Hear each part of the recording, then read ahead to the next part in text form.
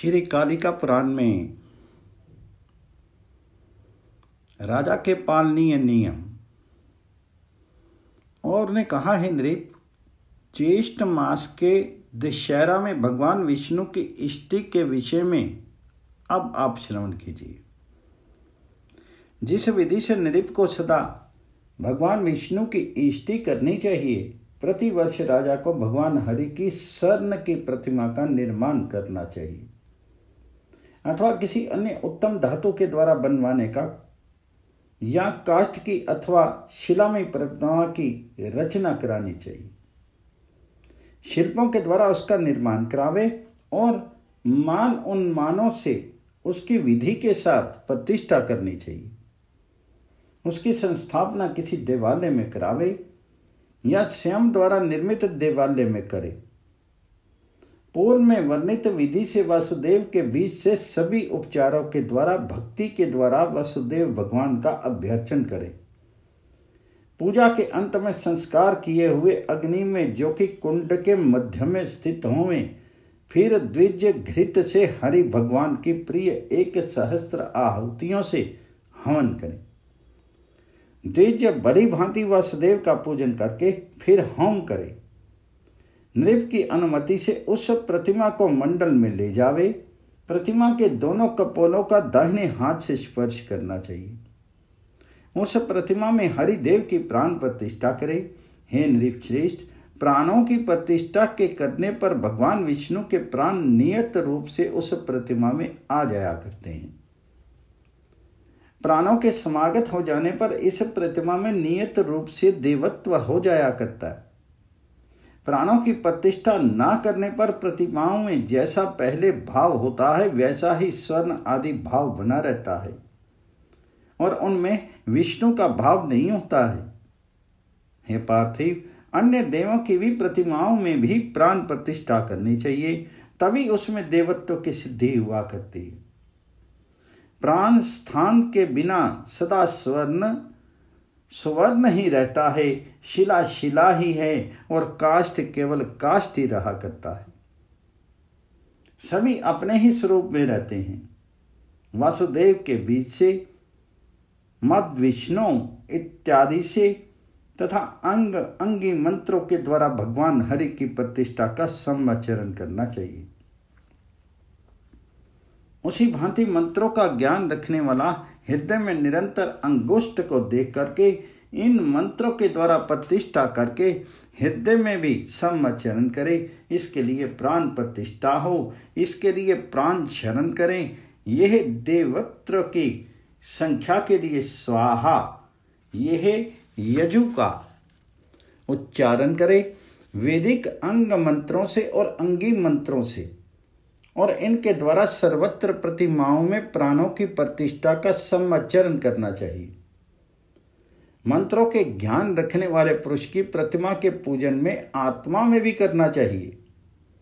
पूजा के भाग की विशुद्धि के लिए प्रथम प्राण प्रतिष्ठा करनी चाहिए। इसमें प्राण प्रतिष्ठा का प्रतिमा के पूजन के बिना किसी भी बुद्ध पुरुष को नहीं करना चाहिए। निपश्रेष्ठ, 10वीं में इस भगवान विष्णु की इष्टि को करके उसके पूर्ण हो जाने पर ही फिर उस प्रतिमा को स्थापित करें।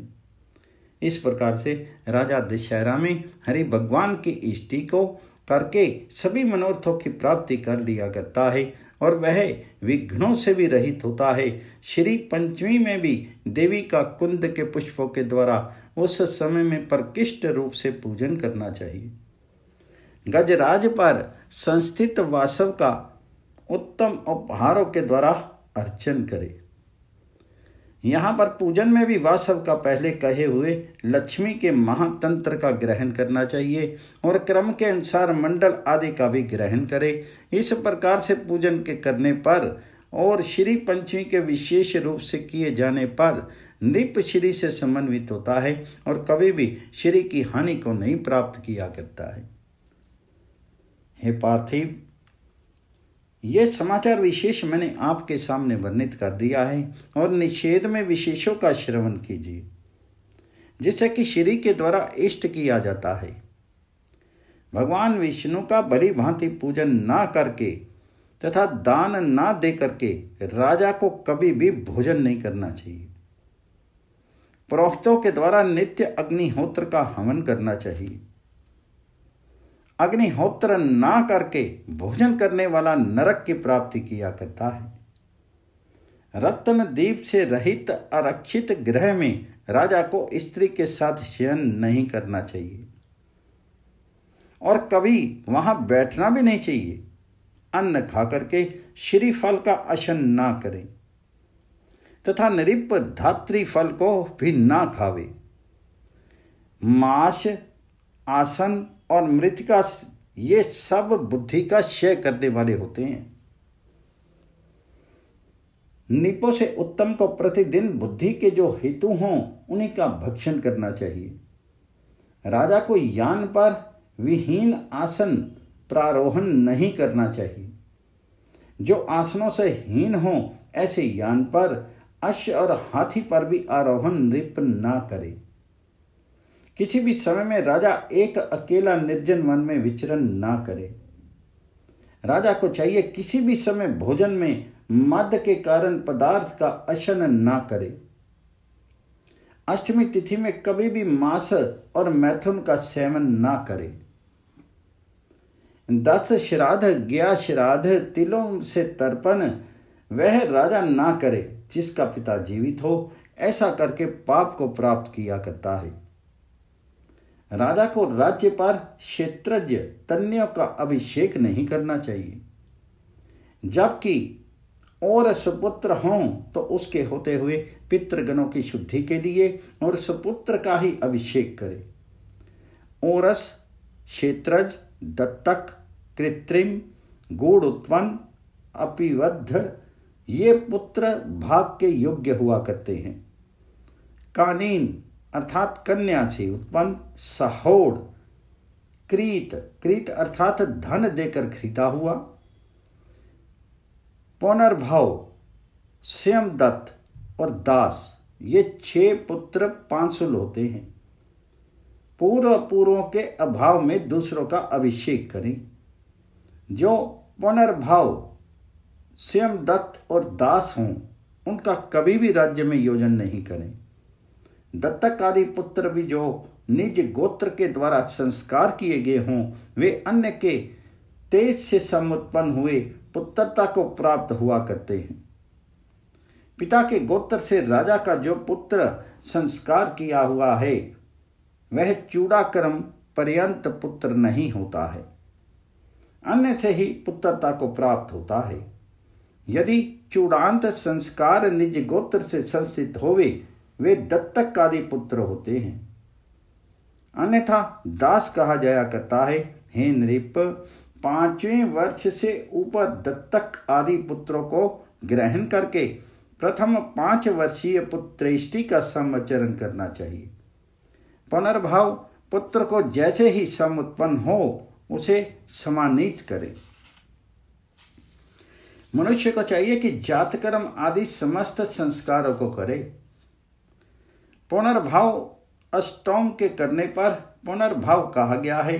पिता का एकोदिष्ट श्राद्ध नहीं करना चाहिए। जो मूल्य के द्वारा वनिता खरीदी गई है वह वनिता दासी कही जाती है।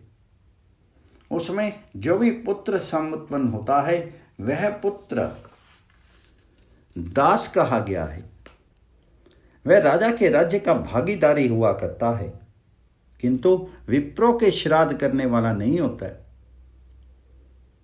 राजा उसका नियोजन करके उससे तामिस्त्र नामक नरक में जाया करता है। राजा को चाहिए कि वह कान्याव्यम अर्थात विशेष अंग वाला अर्थात अंगहीन, पुत्र रहित, अनभिज्ञ, अजित इंद्रिय, बहुत छोटे कद वाला रोगी को कभी अपना पुरोहित ना बनावे। राजा को चाहिए कि वह कभी कृपण के धन को ग्रहण नहीं करे। द्विज को बहुत अधिक धन भी नहीं देवे। राजा कभी कामुक और उन्मत्त हाथी पर आरोहण नहीं करे। उस कामुक पर समारोहण करके इस लोक और परलोक में विषाद को प्राप्त किया करता है। संपूर्ण धन के द्वारा राजा को अपनी आयु की वृद्धि के लिए यत्न करना चाहिए। किसी भी क्रूर वार के दिन अष्टमी और षष्ठी तिथि में उत्तम नृप को अंजन, अभ्यंजन और तांबूल का भी भोजन नहीं करना चाहिए। चंद्रमा और सूर्य का ग्रहण अतीव सूक्ष्म होवे या पूर्ण हो तो राजा को रक्त सूर्य का स्वयं अवलोकन नहीं करना चाहिए।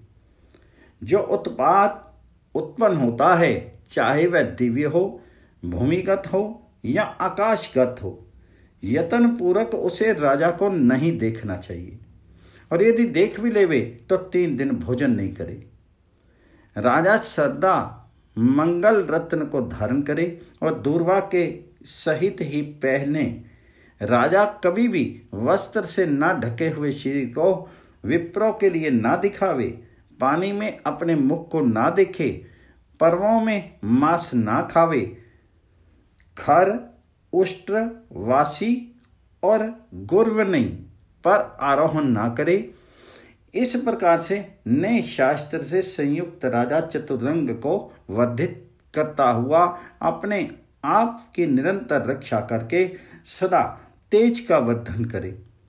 जो भक्ष्य बीज के क्षय करने वाला होवे उसकी भोज्य को पानक, क्षार, शाक आदि बहुत खट्टे और बहुत तिक्त चरपरा का वर्जन कर देना चाहिए।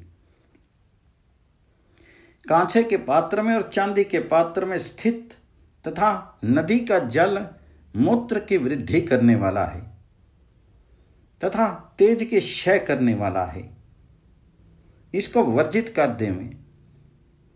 ताम्र, लोहा, स्वर्ण, शीशा के पात्र में स्थित तथा फल और चर्म में स्थित जल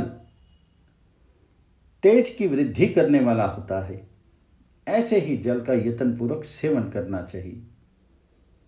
संपूर्ण मूल कृत्यों में और सदाचारों में स्थित रहने वाला इस लोक में अनेक भोगों का उपभोग करके परम इंद्र के स्थान को प्राप्त किया करता है। मार्कंडेय महर्षि ने कहा, मुनियों में परम श्रेष्ठ और ने इस रीति से राजा सगर को शासित किया था और उन्होंने सब शास्त्रों को, गुहकों को और सदाचारों को बहुत बार महात्मा सगर राजा को कहकर सुना दिया। राजनीति, सत्पुरुषों की नीति और जो भी कुछ शास्त्रों में संभव है, संहिताओं में, पुराणों में और जो आगमों के समुदाय में है, राजा सगर ने सभी कुछ धीमान और के मुख से श्रवण किया था। हे द्विश्रेष्ठ, उनका कुछ उद्धृत करके कहा था, राजनीति, सदाचार, वेदों और वेदों के अंग शास्त्रों से संगत विष्णु का रहस्य है। हे द्विश्रेष्ठो, उसका वीक्षण कर ले। अन्य स्थल में जो नहीं कहा है उसका संशय के सहित कहा है। हे द्विजो, उनमें आप लोगों के लिए संपूर्ण संशयों का छेदन करने वाला कालिका पुराण है। जो विप्र इसका निरंतर अभ्यास किया करता है वह वेदों के पठन का फल प्राप्त किया करता है। ओम कालिकाय नमः।